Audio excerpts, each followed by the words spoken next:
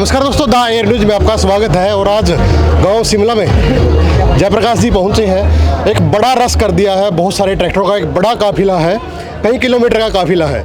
आज शिमला में जो स्वागत हो रहा है, क्या लगता है जी? देखिए, शिमला गांव जब 1989 में मैंने पहला चुनाव लड़ा, तब से लेकर के आज तक जयप्रकाश को आशीर्वाद मिला यहाँ। और उससे पहले स्वर्गीय चौधरी इंदर सिंह शौकन थे, जो कुरुक्षेत्र से पार्लियामेंट का चुनाव लड़ते थे, फिर हिसार से लोकसभा भी जीती। ये पॉलिटिकल गांव में पहले उनका बड़ा साथ दिया, उसके बाद फिर इन्होंने हमेशा ही हमारा साथ दिया। हमसे किसी भी पार्टी में गए, शिमला गांव एक मुझे मेरे परिवार की तरह है। आज ओम प्रकाश चौटाला भी रोड शो कर रहे हैं, तो इन चीज़ का कुछ फर्क पड़ेगा जी? देखिए, ओम प्रकाश चौटाला को इस इलाके की जानती है, विशेष तौर से हमारा शिमला गांव। जब 2000 के विधानसभा के चुनाव चल रहे थे, मैं बरवाड़ा से लोगों ने चुन करके भेजा था, तो ओम प्रकाश चौटाला की पार्टी ने ये कहा था कि मैं बिजली के बिल माफ़ करूंगा, ना मीटर होगा ना मीटर रीडर होगा। 2 वर्ष तक लोगों ने इंतजार की, ओम प्रकाश चौटाला ने अपना वायदा पूरा नहीं किया। तब एक किसान आंदोलन चला था बिजली के बिलों को लेकर के, तो ओम प्रकाश चौटाला के इशारे पर हरियाणा पुलिस ने 9 किसानों को मौत के घाट उतारा। और सबसे पहला जो किसान शहीद हुआ वो शिमला गांव से थे, और शहादत हुई। उसके बाद जिस तरीके से चौटाला के इशारे पर हमारे शहीदों की लाशों के ऊपर राजनीति करने का प्रयास किया कि ये तो शराब पिए हुए थे। असेंबली में भी जब मैं गया तो उन्होंने कहा कि जो किसान आंदोलन है, जयप्रकाश इसका सरगना है। जिस घर में डीएसपी को बिठाया, जयप्रकाश की फोटो है वहाँ।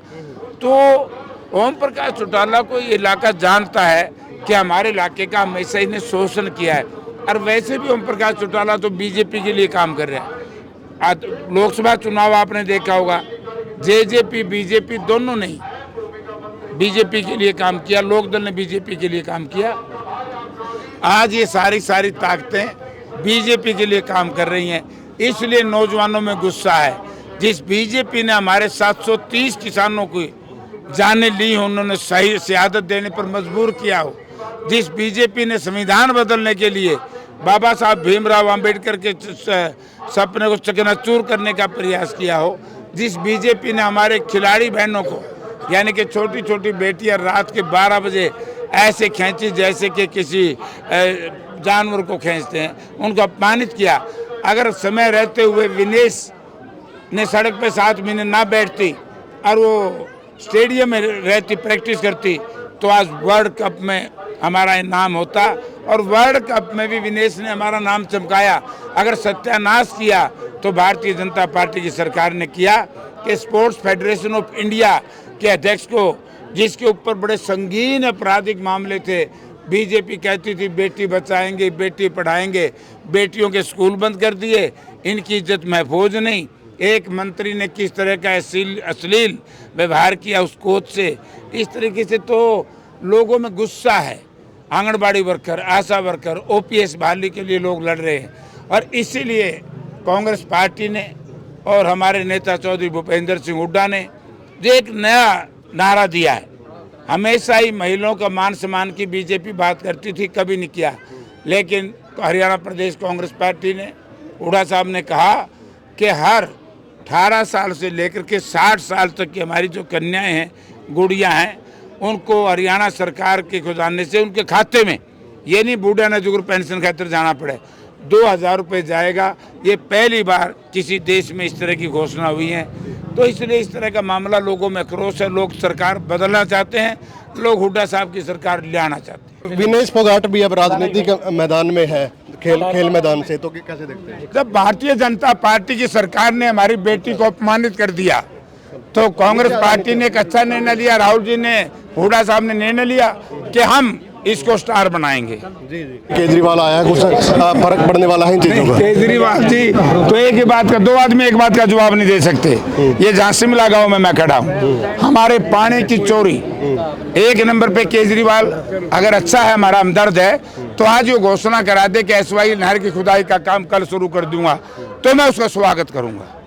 अगर नहर की खुदाई की घोषणा नहीं करता तो कलायत विधानसभा क्षेत्र की जनता आप पार्टी के उम्मीदवार का विरोध करेगी। और दूसरा, लोकदल ने हाथी पुटाना लिंक नहर के ऊपर स्टे लिया हुआ है। ओम प्रकाश चौटाला स्टे तोड़वाए। अगर हाथी पुटाना लिंक नहर होती तो हमारी जो 1.5 महीना पानी कम रहा, हमारी फसल बर्बाद हुई, ये नहीं होती। ये हमारे पानी के विरोधी हैं, इस इलाके के विकास के विरोधी हैं, इस इलाके में लीडरशिप चमके उसके सबसे ज्यादा विरोधी हैं। SYL एक बड़ा मुद्दा है। हाथी पुटाना भी है। पानी का हमारे ग्राउंड वाटर अच्छा नहीं है, नहरी पानी उन्होंने बंद कर दिया, हम कहाँ जाएंगे। तो हुड्डा साहब आए और कल जिला परिषद का जो चेयरमैन है वो भी शामिल हुआ, तो इस पे आपके कल जिला परिषद का चेयरमैन 11 में 4 म्यूनसिपल कमेटी के मेंबर, म्यूनसिपल कमिश्नर, और कल ही मैं बड़ा भव्य प्रोग्राम है राजौंद में। आज जैसे शिमला में है, इसके बाद रोएडा में है, उसके बाद माजरा में है, कल इसी तरीके से राजौंद में होगा। लोगों में एक तूफान हो गया, तूफान जैसे 1987 में तूफान आया था, वो तूफान। बातचीत करने के लिए धन्यवाद। तो भाई एक जनसभा देख सकते हैं आप, गांव शिमला में एक बड़ा रस हो रहा है। तो वीडियो को ज़्यादा से ज़्यादा आप लोग शेयर करें, कमेंट करें। धन्यवाद।